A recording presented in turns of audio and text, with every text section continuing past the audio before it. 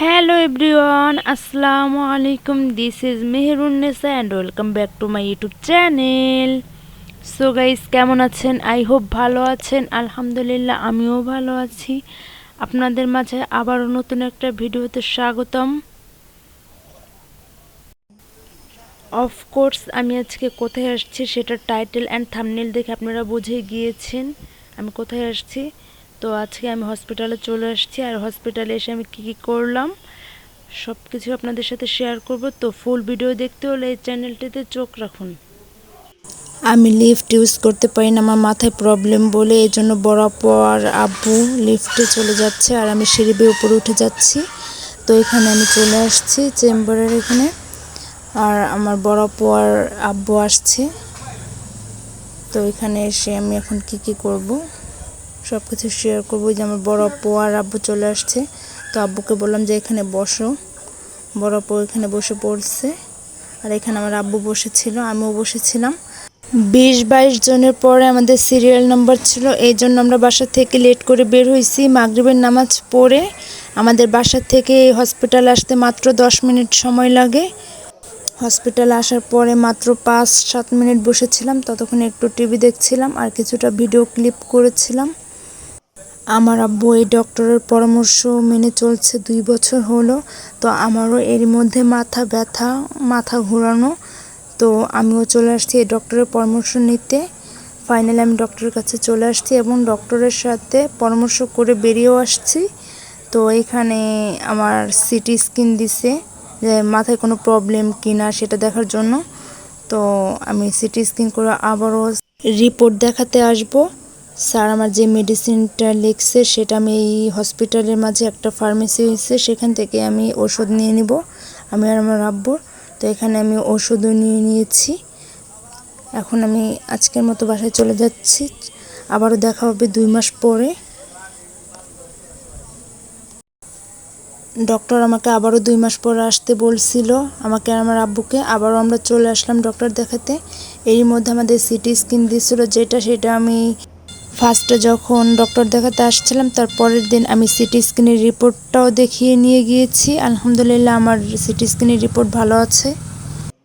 আব্বু, বড় আপু, আমি এখানে বসেছিলাম। এখন আমাদের সিরিয়াল নম্বর আসেনি, এই জন্য ওয়েট করছিলাম। তো এরই মধ্যে আমাদের সিরিয়াল নম্বর চলে আসছে। ফাইনালি আমরা এখন ডক্টরের চেম্বারের মধ্যে ঢুকছি। অধ্যাপক ডাক্তার রাধেশ্যাম সাহা অনেক ভালো একজন ব্রেনের ডক্টর। তো এখানে আমরা ডক্টরের সাথে পরামর্শ করে বেরিয়ে আসছি টাকা দেওয়ার জন্য ডক্টরের ভিজিট।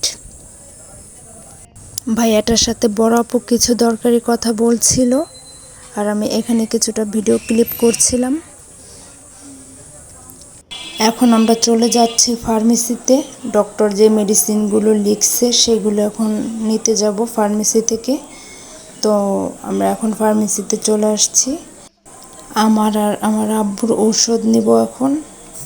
এখানে ভাইয়াটা আমার ঔষধ দিচ্ছিল আগে, আমার ওষুধ দেওয়ার পর আমার আব্বুরটাও দিবে। তো এখানে আমি কিছু ভিডিও ক্লিপ করছিলাম। তো এখানে আমার আব্বু এখানে অনেক সুন্দর করে হাসছিল আর বলছিল যে আমি মারা গেলে তোমরা এই ভিডিওটা দেখবা না।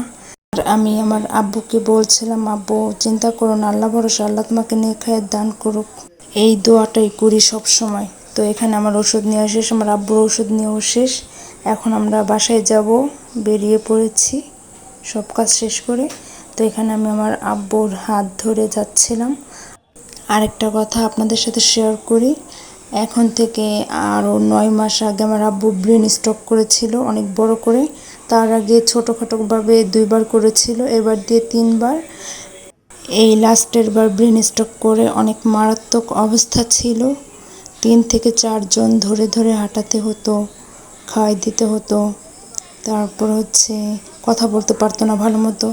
এখন আল্লাহর কাছে কোটি কোটি শুকরিয়া আদায় করি, আলহামদুলিল্লাহ আলহামদুলিল্লাহ আলহামদুলিল্লাহ। এখন আমার আব্বু আগের থেকে অনেক অনেক অনেক সুস্থ আছে। এখন একা একা হাঁটতে পারে, ভাত হাত দিয়ে খেতে পারে, বাট একটু সময় লাগে অনেক। তো এইভাবেই আমার আব্বুর দিন যাচ্ছে। সবাই আমার আব্বুর জন্য দোয়া করবেন, আল্লাহ যেন তাকে নেক হায়াত দান করে, ভালো রাখে এবং কি সুস্থ রাখে সবসময়ের জন্য। ভিডিওটা অনেক বড় হয়ে গিয়েছে, আর বেশি বড় করব না। তো ভিডিওটা ভালো লাগলে লাইক, কমেন্ট, শেয়ার এবং সাবস্ক্রাইব করে পাশে থাকা বেল আইকনটি প্রেস করে এই চ্যানেলটির সাথেই থাকবেন। Thank you so much for watching my video. Bye by.